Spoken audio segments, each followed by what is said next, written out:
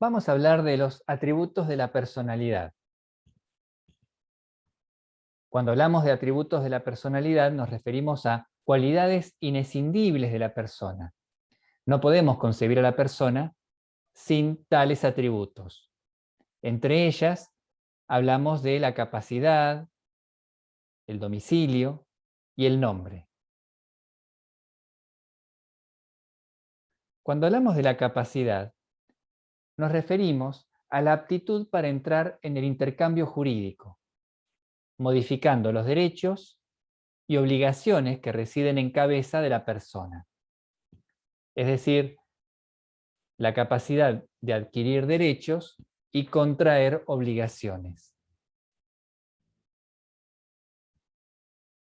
Podemos hablar de capacidad refiriéndonos a la capacidad de derecho o de goce que tiene una persona, o a la capacidad de hecho o de ejercicio. Hablamos de capacidad de derecho o de goce y nos referimos a que toda persona humana goza de la aptitud para ser titular de derechos y deberes jurídicos. La ley puede privar o limitar esta capacidad, pero respecto de ciertos hechos, simples actos o actos jurídicos determinados. Es decir, que la capacidad es genérica, se presume, y solamente por excepción y en casos particulares puede ser restringida. Por otro lado, acá hablamos de capacidad de hecho o de ejercicio y nos referimos a que toda persona humana puede ejercer por sí misma sus derechos, excepto las limitaciones expresamente previstas en la ley y por disposición de una sentencia judicial. Es decir, que hablamos de capacidad de hecho cuando nos referimos a la aptitud para ejercer por sí misma que tiene la persona en la vida cotidiana los derechos y deberes de los que es titular. Solo puede ser limitada según lo establezca la ley y conforme sentencia judicial.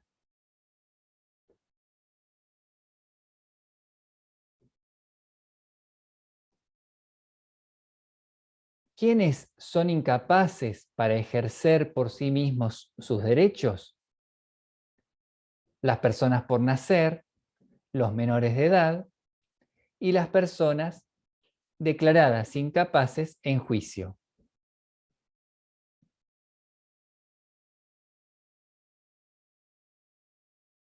Hablábamos de la persona menor de edad y nos referimos a la persona nacida que no ha cumplido 18 años.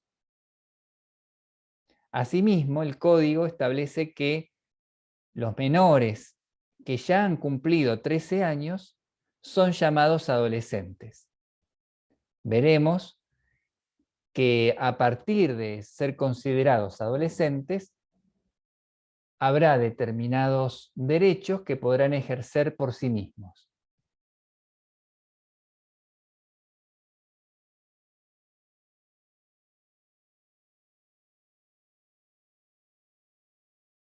Los menores no ejercen sus derechos por sí mismos, sino a través de sus representantes legales. El Código establece como excepción a la persona menor de edad que cuenta con edad y grado de madurez suficiente y que en ese caso puede ejercer por sí los actos que le son permitidos por el ordenamiento jurídico. Claro, la dificultad es la imprecisión de los términos. ¿Qué edad? ¿Cómo se establece el grado de madurez suficiente? Lo que sí se impone es que el menor tiene derecho a ser oída en todo proceso judicial y a participar en las decisiones sobre su persona.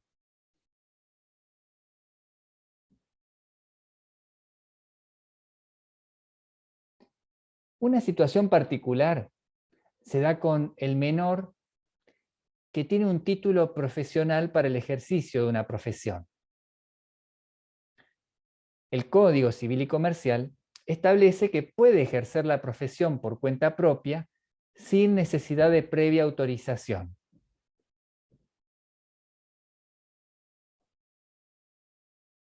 Tiene la administración y disposición de los bienes que adquiere con el producto de su profesión y puede estar en juicio civil o penal por cuestiones vinculadas a ella.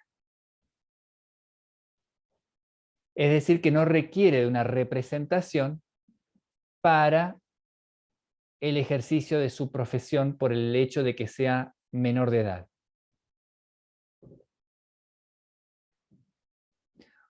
Otra cuestión particular será respecto del derecho a decidir sobre su propio cuerpo. Al respecto, el Código Civil y Comercial establece que para los menores mayores de 13 años, rige una presunción de su aptitud para decidir por sí respecto de aquellos tratamientos que no resultan invasivos, ni comprometen su estado de salud o provocan un riesgo grave en su vida o integridad física. Acá vemos el piercing, podríamos pensar en tatuajes.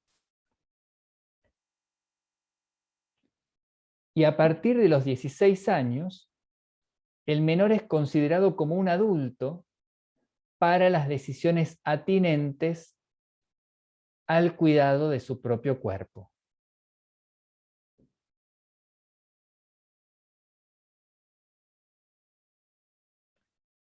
Un instituto particular es el de la emancipación, que se produce por la celebración del matrimonio del menor. La emancipación es irrevocable e implica que el menor adquiere la plena capacidad de ejercicio por la emancipación a partir de la celebración del matrimonio.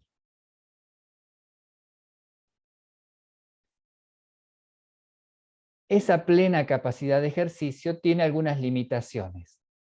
No puede aprobar las cuentas de sus tutores y darles finiquito, hacer donación de bienes que hubiese recibido a título gratuito, afianzar obligaciones,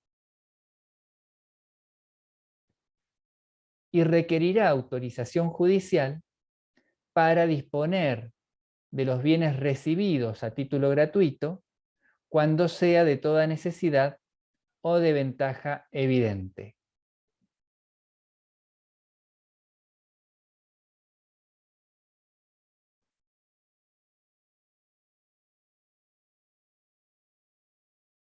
La capacidad se presume, dijimos, y las restricciones a la capacidad son excepcionales y tuitivas, como lo expresa el artículo 31. La capacidad general de ejercicio de la persona humana se presume, aun cuando se encuentre internada en un establecimiento asistencial. Y las limitaciones a la capacidad son de carácter excepcional y se imponen siempre en beneficio de la persona.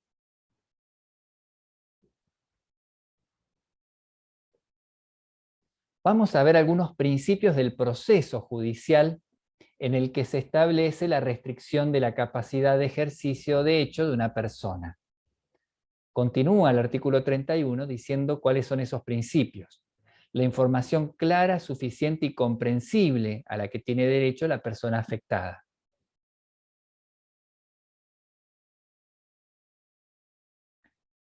Y la participación activa del afectado en el proceso. Incluso tiene derecho a contar con una asistencia letrada proporcionada por el Estado si carece de medios económicos para costearlo.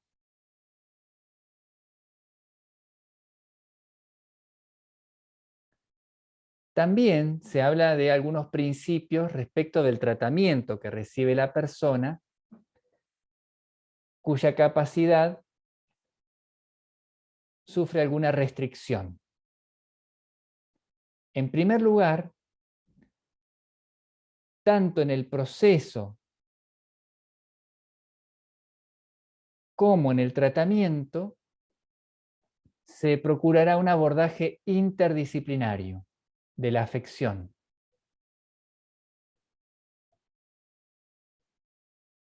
Y en segundo lugar, el carácter subsidiario del tratamiento. Es decir, deben priorizarse las alternativas terapéuticas menos restrictivas de los derechos y libertades. Siempre la restricción es excepcional.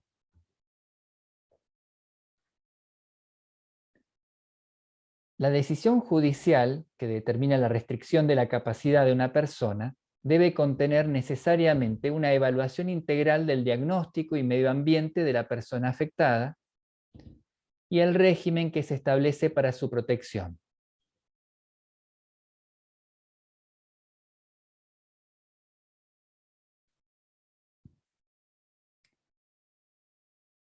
Puede restringirse la capacidad de una persona a partir de haber cumplido 13 años solamente por disposición judicial y para actos determinados, en tanto tales actos puedan resultar un daño a su persona o a sus bienes. ¿Por qué causas puede determinarse la necesidad de restringir la capacidad de una persona? Por adicciones, por alteraciones mentales permanentes o prolongadas. Y en esos casos, cuando se determina la restricción de la capacidad de una persona, el juez debe designar él o los apoyos necesarios, especificando las funciones con los ajustes razonables en función de las necesidades y circunstancias de la persona. Cuando la ley habla de apoyos, se refiere a toda medida que facilite a la persona la toma de decisiones para dirigir su persona, administrar sus bienes y celebrar actos jurídicos en general.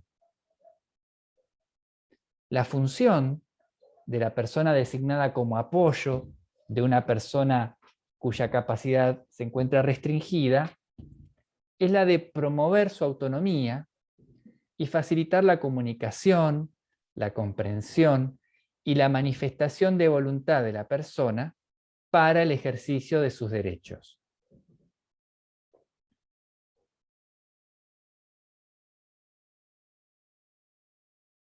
En algunos casos, excepcionalmente, y cuando la persona se encuentra absolutamente imposibilitada de interaccionar con su entorno y expresar su voluntad por cualquier modo, puede disponerse su incapacidad absoluta de ejercicio, en cuyo caso se le designa un curador.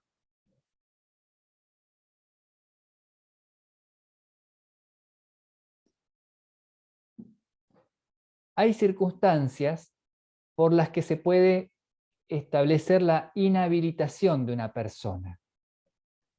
Por ejemplo, cuando una persona es pródiga, es decir, que de modo habitual malgasta su patrimonio con ligereza y expone a su cónyuge, conviviente o a sus hijos menores de edad a la pérdida del patrimonio. Acá vemos esto, la ludopatía, por ejemplo, es una causal de prodigalidad y en ese caso se podrá establecer su inhabilitación.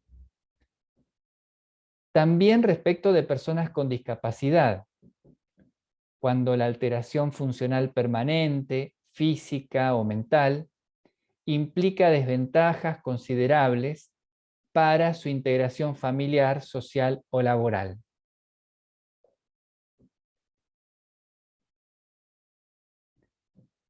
La inhabilitación del pródigo o de la persona con discapacidad la pueden pedir el cónyuge, el conviviente, los ascendientes y los descendientes. Y en caso de decretarse su inhabilitación, a la persona se le designa un apoyo.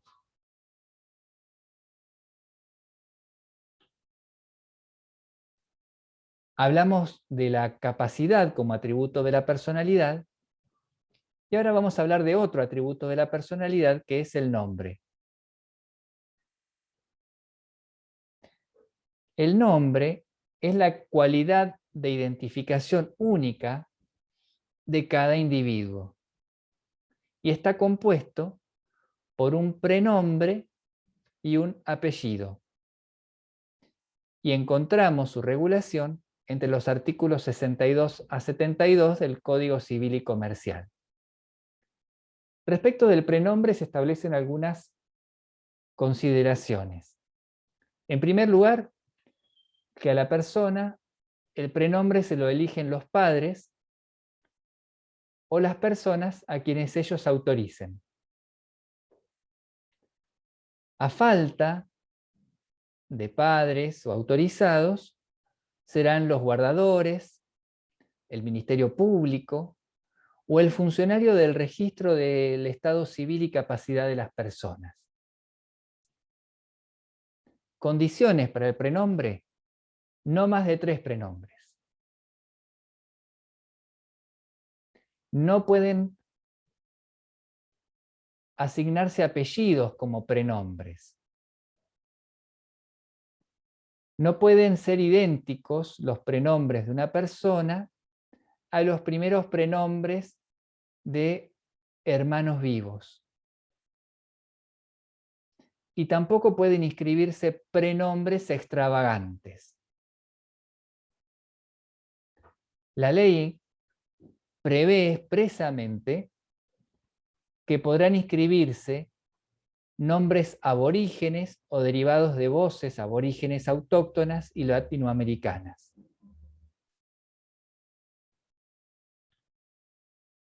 Respecto del apellido, se distingue según que se trate de hijos matrimoniales o extramatrimoniales. El caso de los hijos matrimoniales llevan el primer apellido de cualquiera de los cónyuges, sea que se hayan puesto de acuerdo o por sorteo. Puede agregarse como segundo apellido el apellido del otro cónyuge. La condición es que todos los hijos de un mismo matrimonio deben llevar el mismo apellido. En el caso del hijo extramatrimonial, cuando tiene un solo vínculo filial, lleva el apellido de ese progenitor. Si la filiación de ambos padres se determina simultáneamente, se procede de la misma manera que con el hijo matrimonial, es decir, lleva el primer apellido de alguno de los cónyuges y puede adicionarse el del otro padre.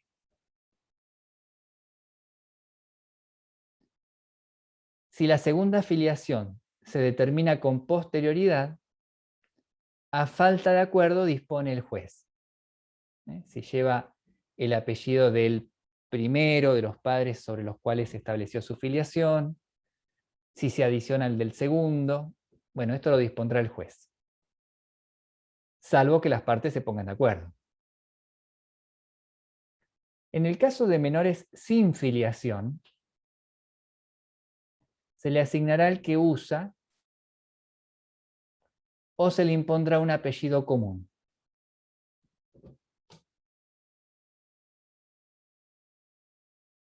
Por último, la situación de los cónyuges. Y en tal sentido, el cónyuge puede optar por usar el apellido del otro cónyuge. puede ser con la preposición de o sin ella.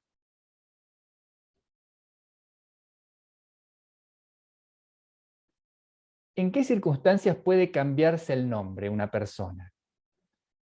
Bueno, tiene que haber justos motivos. Y en ese caso se establecerá el proceso más breve y previa publicidad. Y esto puede ocurrir porque entre los justos motivos se cuentan que a lo mejor una persona tenga un seudónimo muy notorio, y que prefiera cambiar su nombre por el seudónimo por el cual es ampliamente conocido. También puede ser por una cuestión de raigambre cultural, étnica o religiosa que le imponga la necesidad de cambiar el nombre que lleva. Por cualquier circunstancia por la que se considere que afecta la personalidad de la persona interesada, por el cambio o su identidad de género,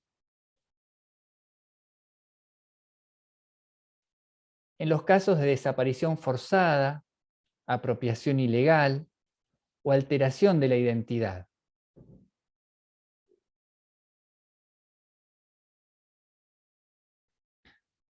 Otro atributo de la personalidad es el domicilio, y nos referimos al domicilio por la localización física en el mundo del derecho.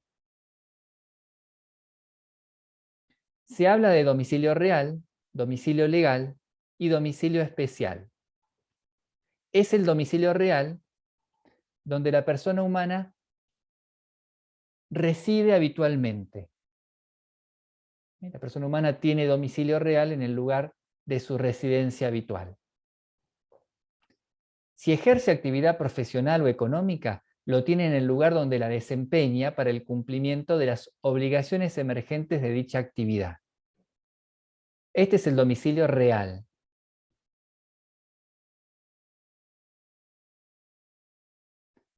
Se habla de domicilio legal cuando la ley presume, sin admitir prueba en contra, que una persona reside de manera permanente para el ejercicio de sus derechos y el cumplimiento de sus obligaciones. Por ejemplo, los funcionarios públicos.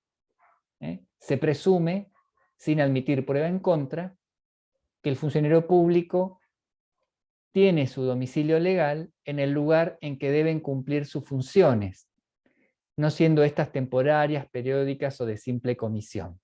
El domicilio legal del presidente de la Nación estará en Balcarce 50. Los militares en el lugar donde prestan servicio activo, los transeúntes o las personas de ejercicio ambulante, como los que no tienen domicilio conocido, en el lugar de su actual residencia. Y las personas incapaces en el de sus representantes. Se habla de domicilio especial, que es el que establecen las partes en un contrato. Las partes pueden elegir un domicilio para el ejercicio de los derechos y obligaciones que de él emanan.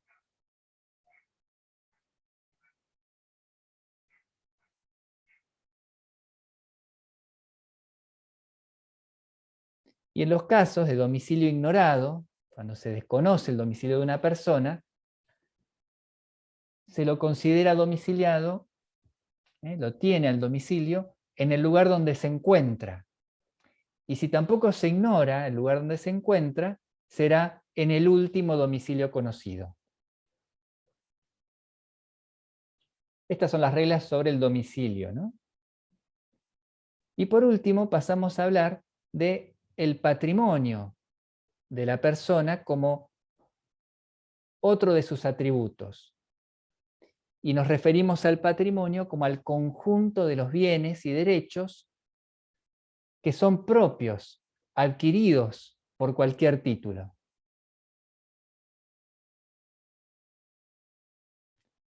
El patrimonio está integrado por los bienes.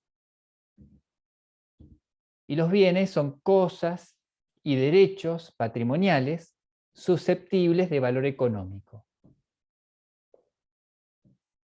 se los pueden clasificar en bienes materiales, que son las cosas, y los bienes inmateriales, que son los derechos. Asimismo, se los puede clasificar según sean inmuebles, es decir, que no pueden desplazarse por sí mismos o por una fuerza externa, y los muebles, que son los que sí pueden desplazarse por sí mismas o por una fuerza externa. Pueden ser divisibles, es decir, que pueden ser divididas sin que esto las destruya, o indivisibles. Son los casos en que el fraccionamiento convierte en antieconómico su uso y aprovechamiento. Las destruye. También se habla de principales, es decir, que pueden existir por sí mismas, y de accesorias. Su existencia y naturaleza depende de otra cosa. También se los clasifica entre consumibles y no consumibles. Los consumibles, su existencia termina con el primer uso. Los no consumibles no dejan de existir por el primer uso. Los fungibles, en los cuales todo individuo de la especie equivale a otro individuo de la misma especie. Es decir, que pueden sustituirse un individuo de la misma especie por otro.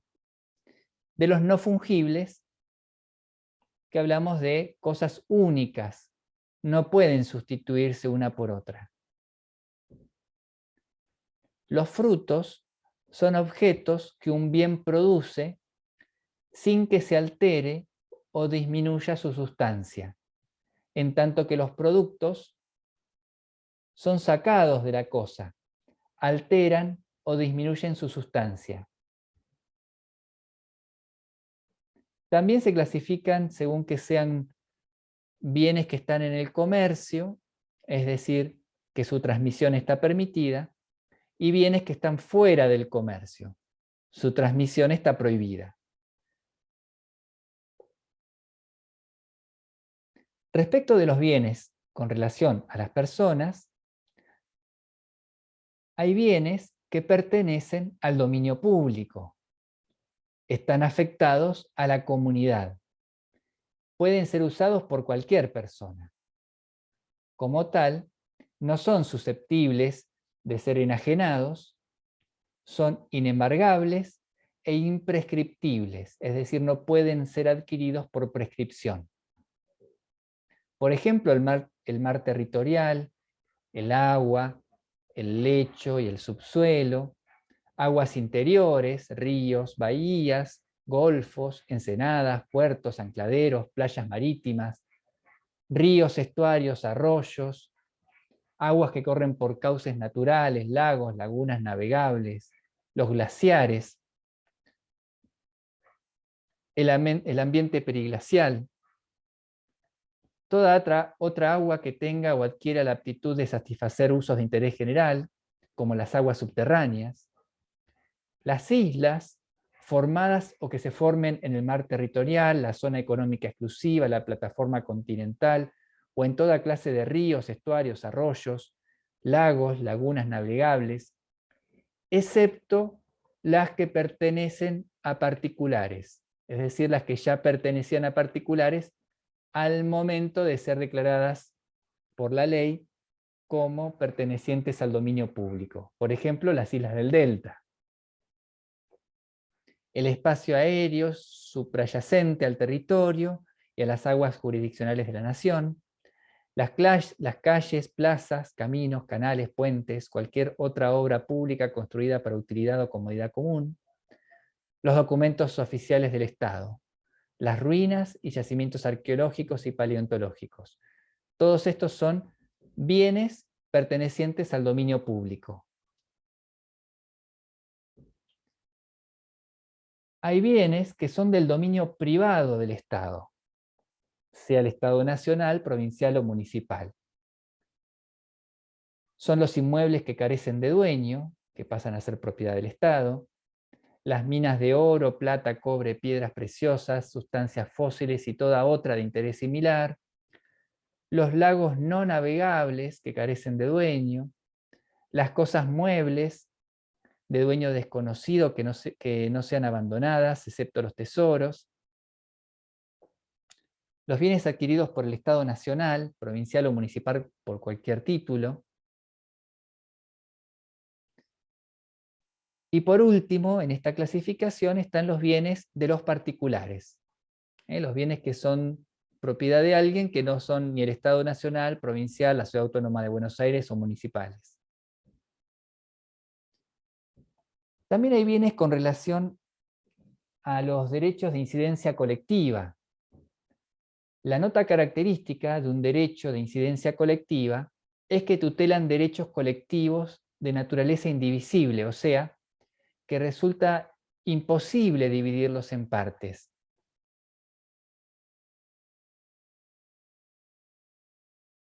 Por ejemplo, el derecho al medio ambiente, a los ecosistemas, la flora, la fauna, la biodiversidad, el agua, los valores culturales, el paisaje.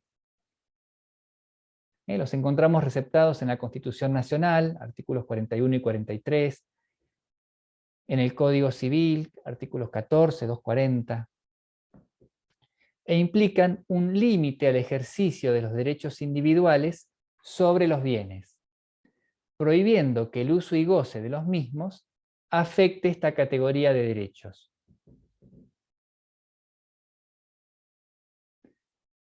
Por último, vemos que también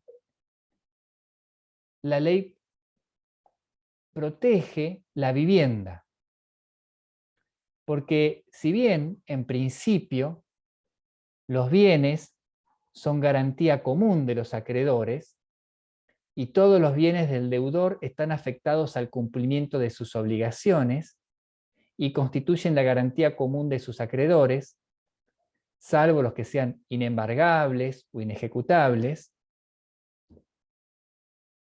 encontramos un régimen especial de protección de la vivienda. Se inscriben en un registro, en el registro de la propiedad inmueble, y no pueden afectarse más de un inmueble de una persona. Los que pueden solicitar esta afectación, bueno, son los titulares registrales, y serán beneficiarios de la afectación el propietario, su cónyuge, su conviviente, sus ascendientes o descendientes. En defecto de ellos, sus parientes colaterales, dentro del tercer grado que convivían con el constituyente. Se requiere que al menos uno de los beneficiarios habite el inmueble. Y respecto de esta afectación de la vivienda, se produce una subrogación legal, es decir, que se transmite a la vivienda adquirida en sustitución de la que se encontraba afectada, y también a los importes que la sustituyen por indemnización o precio.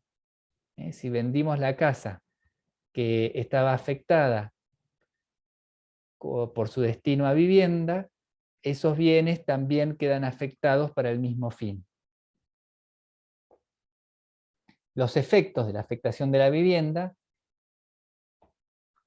es que es inoponible a los acreedores de causa anterior a esa afectación. No puedo alegar la afectación a causas anteriores.